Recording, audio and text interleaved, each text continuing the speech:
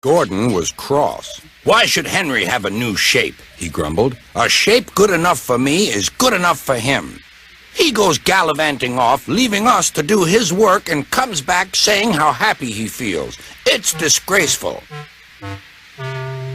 And there's another thing. Henry whistles too much. No respectable engine ever whistles loudly at stations. It isn't wrong, but we just don't do it." Poor Henry didn't feel happy anymore. "Never mind," whispered Percy. "I'm glad you're home again. I like your whistling." "Goodbye, Henry," called Gordon. "We're glad to have you with us again, but remember what I said." Later, Henry stopped at Edward's station. "Hello, Henry," said Edward. "You look splendid. I was pleased to hear your happy whistle yesterday." "Thank you, Edward," smiled Henry. "Shh! Can you hear something?" "It sounds like Gordon," said Edward, "and it ought to be Gordon. But Gordon never whistled like that." It was Gordon. He came rushing down the hill at a tremendous rate. He didn't look at Henry, and he didn't look at Edward. He screamed straight through the station and disappeared. "Well," said Edward. "It isn't wrong," chuckled Henry, "but we just don't do it." And he told Edward what Gordon had said.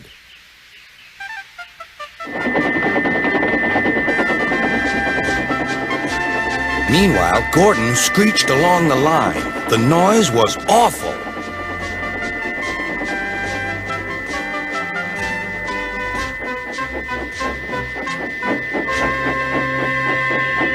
At the station, everyone covered their ears. Sir Topham Hatt covered his ears, too. "Take him away," he bellowed, "and stop that noise." Gordon puffed sadly away, but he wouldn't stop whistling until two fitters climbed up and knocked his whistle valve in place. That night, Gordon slunk into the shed. He was glad it was empty. "It isn't wrong," murmured Henry to no one in particular, "but we just don't do it." No one mentioned whistles. Next morning, Henry was enjoying himself enormously. "I feel so well, I feel so well," he sang. "Trickety-trock, trickety-trock," hummed his coaches.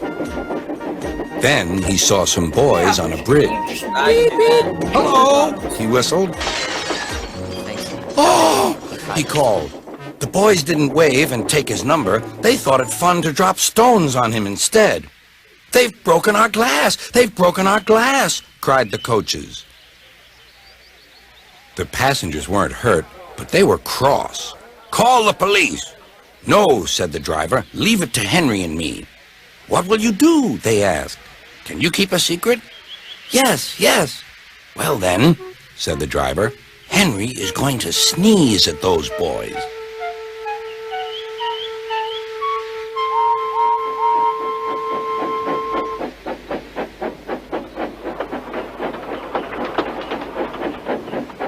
Lots of people were waiting at the station just before the bridge. They wanted to see what would happen. "Henry has plenty of ashes," said the driver. "Please keep all windows shut till we've passed the bridge. Henry's as excited as we are, aren't you, old fellow?" Henry felt more stuffed up than excited. Soon they could see the boys, and they all had stones. "Are you ready, Henry?" said the driver. "Sneeze hard when I tell you." "Now," he said. Achoo!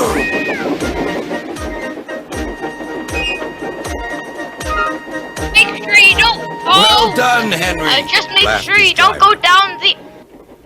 Henry went home, hoping that next time he saw Gordon and the boys, they would have learned not to be so mean. Oh, I lost connection.